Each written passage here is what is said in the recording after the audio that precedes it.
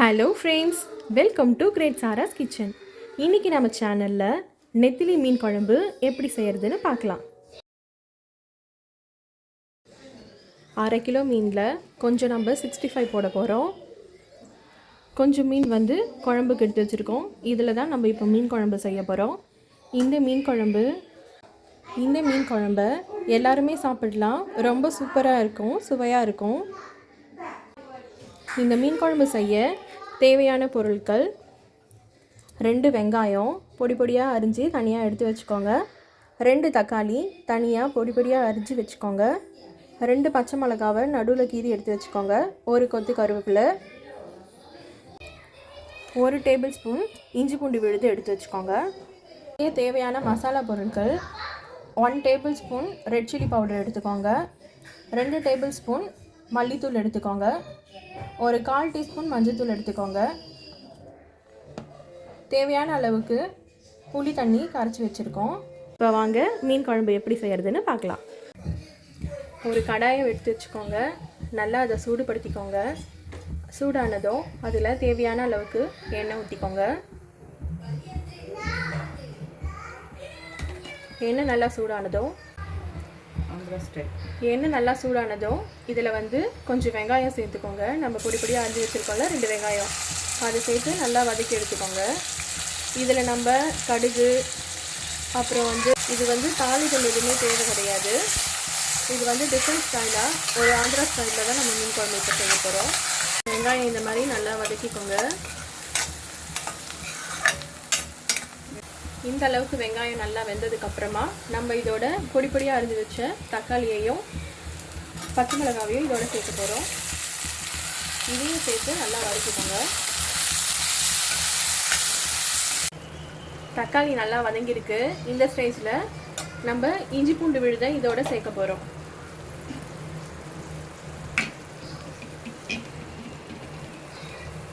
ஒரு 1 table spoon அளவுக்கு இஞ்சி பூண்டு விழுது சேர்த்துக்கோங்க. சேர்த்து நல்லா வதக்கிக்கோங்க.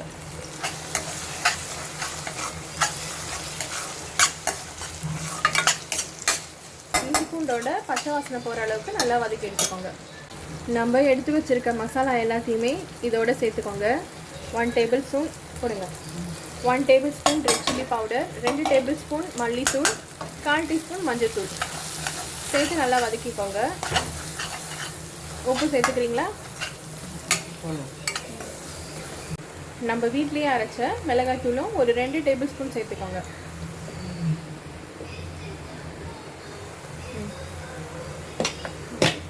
இதையும் நல்லா வதக்கிக்கோங்க. அப்போ தான் மீன் குழம்பு இன்னும் கொஞ்சம் சுவையாக இருக்கும்.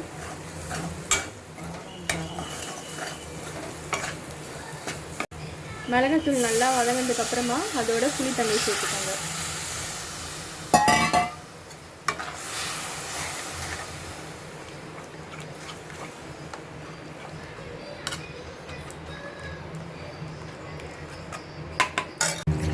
அதோட கொஞ்சம் தண்ணி ஊற்றிக்கோங்க. அதுக்கு தேவையான அளவுக்கு உப்பு சேர்த்துக்கோங்க. நல்லா கொதி வர வரைக்கும் வெயிட் பண்ணலாம்.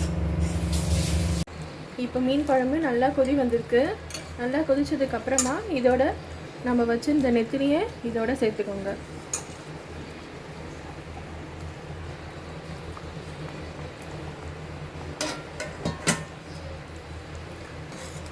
லேசாக கலந்து விடுங்க. இப்போ கொஞ்சம் நேரம் கொதிக்க விடுங்க. கூட நம்ம வச்சுருக்க கருவேப்பிலையை சேர்த்துக்கோங்க. இந்த மாதிரி நல்லா எண்ணெய்லாம் பிரிஞ்சு வந்திருக்கு பார்த்தீங்களா? இதுதான் கரெக்டான கன்சிஸ்டன்சி. குழம்பு இப்போ தயாராகிடுச்சு. இப்போ நம்ம கொஞ்சம் கொத்தமல்லி தழையை மட்டும் மேலே தூவிட்டோன்னா ஆஃப் பண்ணிடலாம். அவ்வளோதான், நம்மளோட சுவையான நெத்திலி மீன் குழம்பு தயார். நெத்திலி 65 எப்படி செய்யறதுன்னு பார்க்கலாம். செய்ய தேவையான பொருட்கள்: 1 டேபிள் ஸ்பூன் கார்ன்ஃப்ளவர் மாவு எடுத்துக்கோங்க. 1 table spoon red chilli powder, 1 table spoon fish fry masala எடுத்துக்கோங்க. 1/4 டீஸ்பூன் மஞ்சள்தூள் எடுத்துக்கோங்க. தேவையான அளவுக்கு சால்ட் எடுத்துக்கோங்க. வச்சுருக்க மசாலா எல்லாத்தையும் இதோட சேர்த்துக்கோங்க.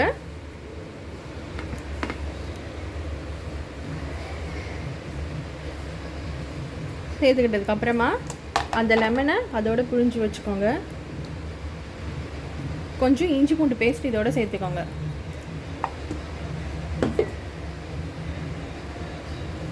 லெமன் புழிஞ்சு விட்டுக்கோங்க.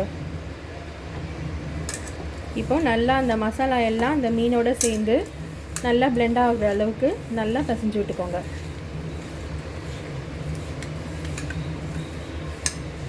நல்லா இந்த மாதிரி டைட்டாக பிசைஞ்சு விட்டுக்கோங்க. அப்போ தான் அந்த மசாலா எல்லாமே மீனுக்குள்ளே நல்லா இறங்கும். ஓகே, இப்போ கொஞ்சம் நேரம் இதை நல்லா ஊறட்டும். ஒரு 10 நிமிஷம் ஊறினா போதும்.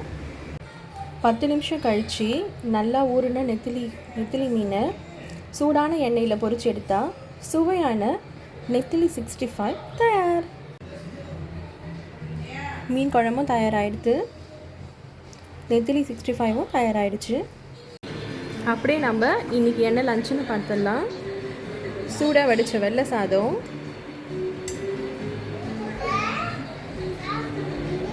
பப்பு, ரசம், நெத்திலி மீன் குழம்பு, நெத்திலி மீன் 65, புளி சாதம்.